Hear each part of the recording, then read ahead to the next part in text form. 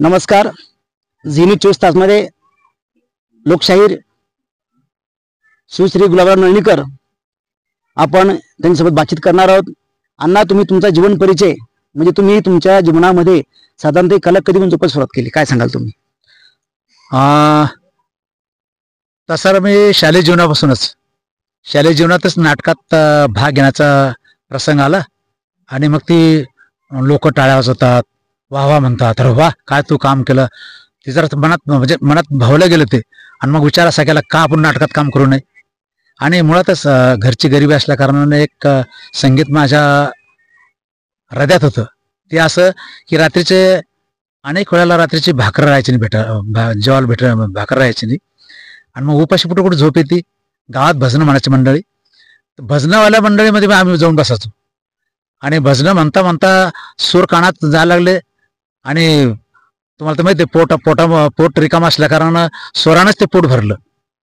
आणि हळूहळू गावात जे पेटी मास्तर होते, तबला वादक होते, ते पेटी हळूहळू शिकून गेलो मी, तबलाही शिकून गेलो आणि संगीताला सुरुवात झाली. फक्त गावातील गावाच्या भजनामुळं, उपाशी पोटामुळं आणि गावाच्या भजनामुळं. आणि आमच्यासारखं तेव्हा स्टेज मिळणं फार मुश्किल होतं आणि त्याची कल्पना नव्हती की आपण कलाकार होऊ, आपल्याला गाता येईल, आपल्याला वाजवता येईल, ही कल्पना सुद्धा नव्हती. म्हणजे तुम्ही भविष्याचा विचार केलाच नाही? नाही नाही नाही नाही, फक्त चालूच. आज काय आहे, आज जेवायला भेटलं नाही, रात्रीची झोप येत नाही, मग चला भजनात जाऊन बसूया. भजनात गेल्याच्या नंतर मग ते हळूहळू स्वर कानात पडले, भिनले आणि बाहेर पडायला लागले. पण भजन करता करता तुम्ही तमाशा असताना कसे वळले? योगायोग असा की भजनं म्हणत असताना त्यावेळेस खेडेगावामध्ये तमाशाच्या याच्या ससा यात्रेच्या निमित्तानं बहुतांशी आणि काही गावात सोंगाच्या यात्रा भरायच्या, मनोरंजन साधनं नव्हते. मग काही असे पारधी लोकांचा तमाशा राहायचा की गावच्या खेडोळ लोकांचा तमाशा राहायचा. हे दिवसभर शाळेतून आलं, घरी थोडंसं काम केलं की संध्याकाळी हुशाल कार्यक्रम पाहायला जायचं. ज्या गावात, कारण पूर्वी प्रत्येक गावात जत्रा भरायची, सोंगाची जत्रा म्हणतात त्याला, सोंगाची जत्रा. आणि त्यामुळे हे कार्यक्रम पाहता आले. कार्यक्रम पाहता पाहता पहिलं स्वर तर हृदयात होऊन बसलेच होता. मग हळूहळू असं वाटायला लागलं की का आपण असं नाही करू, कारण की आपल्याजवळ काही एस्टेट नव्हती, जमीन काही जास्त नव्हती. मग यायला लागलं तर आपण असे कलाकार होऊया. थोडी तुम्हाला कल्पना आली बा, असं वाटलं की आपण कलाकार होऊ शकतो, असं वाटलं. हो, प्रयत्न करू. असं काय म्हणतं की एवढं मोठं कलाकार होणार म्हणून, असं लोक म्हणतात. मी नाही, लोक म्हणतात तुम्ही खूप मोठे झालात, पण मी नाही, अजून मी शिकतोच, पण कलाकार झालो. बघा, आपल्यासोबत शाहीर सांगतायत की लोक जरी मला मोठे म्हणत असले तरी सुद्धा मी अजून मोठा झालोच नाही, मी आजही शिकतोय. बघा, एवढे मोठ्या शहराची जी स्वतःची कबुली देणं ही सगळ्यात मोठी गोष्ट आहे. अण्णा, मला सांगा, हे सगळं करत असताना तुमची परिस्थिती गरीब होती. गरीब परिस्थिती असल्यामुळे सुद्धा तुम्ही एवढं स्वतः उभं केलं, कारण काय त्याचं? मला जे मित्रमंडळी भेटली ती जीवाला जीव देणारी भेटली, ते गरीबच. आणि जर बाहेरचे लोक आणावं त्यांना नाईट द्यावं लागते, पैसा द्यावा लागतो. यांच्याकडे तसं नव्हतं. मला मिळालं तर त्यांना मिळायचं, मला नाही मिळालं तर तेही मागायचे नाही. आणि मग काय, हा ग्रुप चांगला जमून गेला. त्या काळात आम्ही सुशिक्षित बेकार आहो असं म्हणून अनेक लोकांनी आम्हाला आश्रय दिला. तो काळ असा होता की सुशिक्षित बेकार आहे बा, सगळे कलाकार शिकलेले सवरलेले, पण यांना उद्योगधंदा काही नाही, नोकऱ्या नाही. अनेक गावात तमाशे केले, लोकनाट्याचे कार्यक्रम केले, तमाशे केले. ज्या गावात तमाशा फड मालकांचे तंबू लोकांनी फाडले, अशा काही गावामध्ये मी कार्यक्रम केला. माझ्या कार्यक्रमामध्ये 2च नृत्यांगण असायच्या, बाकी सगळे आम्ही पुरुष कलाकार असायचो. पण तरी आमचं संगीत, तुम्हाला कल्पना असेल की मी संगीताचा चांगला जाणकार आहे. बिलकुल, ते काय असो, संगीताचं खूप चांगला जाणकार आहे. आणि तमाशा वगैरे पो सगळं लोकसंगीत कानात भरलेलं होतं. आणि ते आपोआप मीच कार्यक्रम सादर करतो म्हणून ते बाहेर पडायला लागलं. लोकांना ते आवड लागलं. लावण्या मी तयार करायचो, लावण्याला संगीत मी द्यायचो, लावण्या श्री कलावंताकडून ते बसून घ्यायचो आणि सादरीकरण करायचो. लोकांना ते भावाचं. मी कोणाची नक्कल केली नाही, मी कधीच कोणाची नक्कल केली नाही. जे आपलं ते दाखवलं, लोकांना ते भावत गेलं. आणि नक्कल जर केली तर माणूस करायची मागे शकतो का? मला असं वाटतं की नक्कल करणारे पुढे जातच नाही. आपली प्रतिमा आपली योगीच असावी. जे आपले ते आपले युनिक असलं पाहिजे. काही झालं तरी जे आपलं ना तेच. ते कोण काय, दुसऱ्यांना शेतामध्ये समजा टमाटे लावले तर आपण टमाटे लावायचे नाही, त्यांनी टमाटे लावले तर आपण काही झालं तर वांगे लावायचे. काय बिघडतं? वेगळे पण दिसेल ना त्यात. मी पाहिलं तमाशात काय करतात, गण, गवळण, रंगबाजी, बतावणी, नुवक. मी लोकनाट्याच्या माध्यमातून काय केलं, माझं लोकनाट्य शहरामध्ये महिला सुद्धा पाहायच्या. विशेष बघा, तमाशामध्ये महिला पाहायच्या नाही, पण माझं लोकनाट्यामध्ये जास्तीत जास्त महिला असायच्या. त्यात विशेष असं की आमच्याकडे 2च लेडीज आणि आम्ही सगळे शिकलेलो सवरलेलो. आम्ही असे गावंढळ विनोद नाही टाकायचो, पानसट विनोद नाही टाकायचो. लोकांना आवडेल असले वाटणार नाही असे जास्तीत जास्त विनोद टाकायचो. त्यामुळे लोकांना ते आवडायचं आणखी. अण्णा आजच्या तमाशामध्ये जे महिला तमाशे पाहत नाहीत असली भाषा असल्यामुळं, आणि तुम्ही सांगितलं की आता आमच्या तमाशामध्ये असली भाषा नव्हतीच, त्यामुळे तुमच्या महिला वर जास्त आकर्षित होत होतं का? नक्कीच. आमच्या हे लोक तमाशामध्ये काय असायचं ते म्हणजे लिखित नसायचं. आमचं लोकनाट्य लिखित असायचं.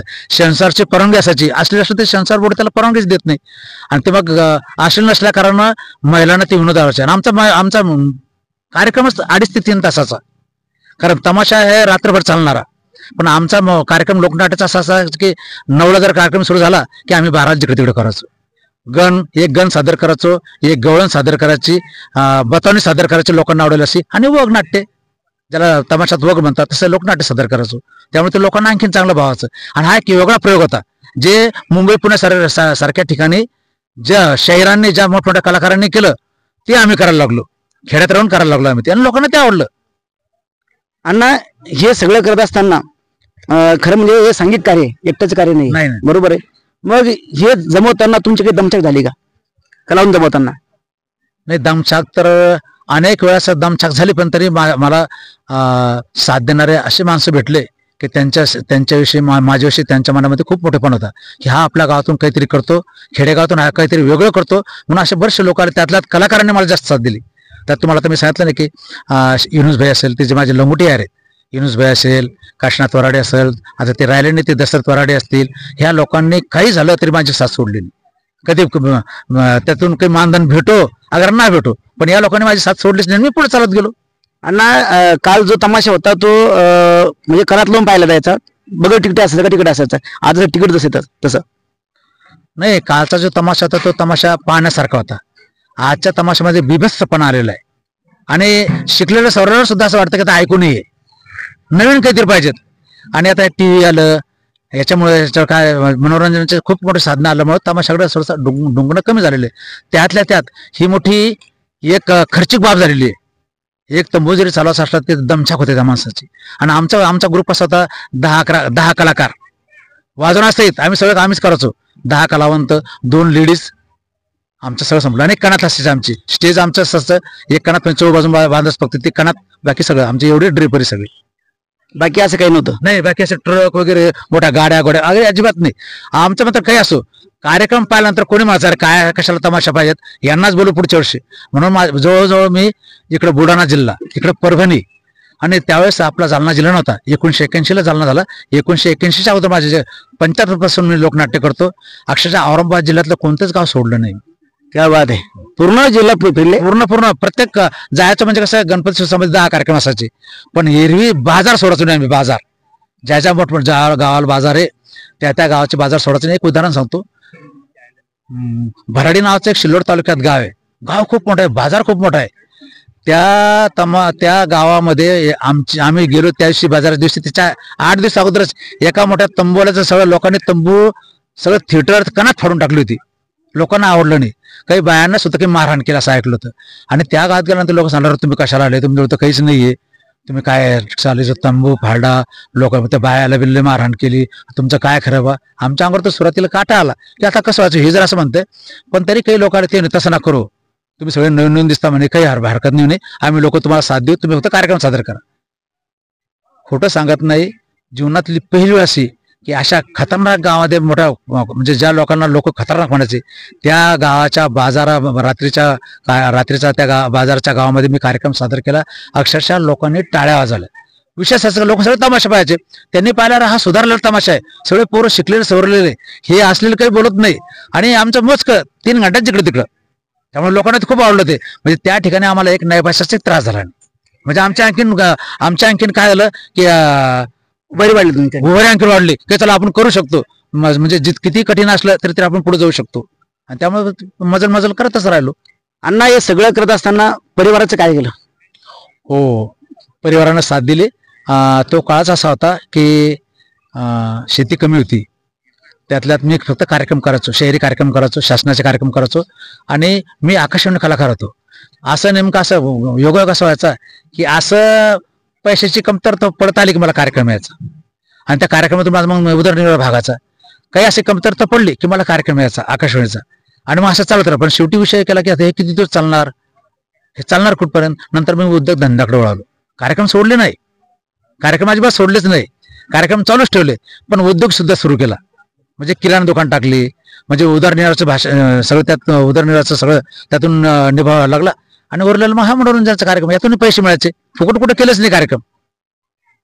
तुम्हाला साथ केली परिवारानं? परिवाराची साथ मिळालीच राहिली.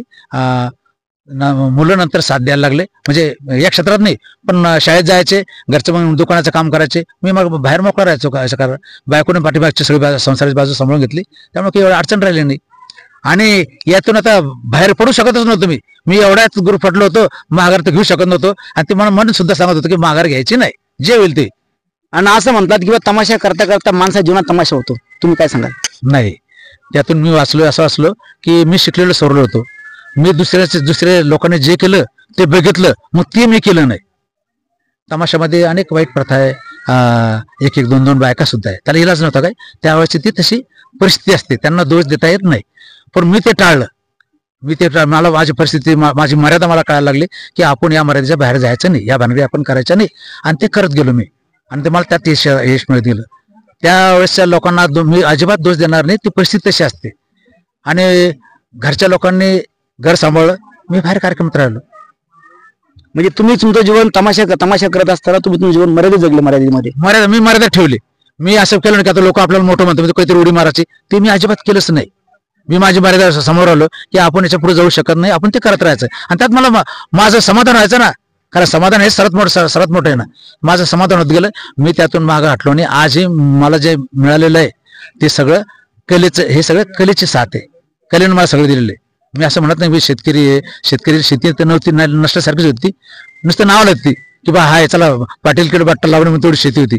पण मला कलेनं मोठं केलं. आणि माझे जे आदर्श आहेत, आज मी सांगतो, शाहीर अमर शेख, अण्णाभाऊ साठे आणि शाहीर साबळे, हे माझे आदर्श आहे या क्षेत्रातले.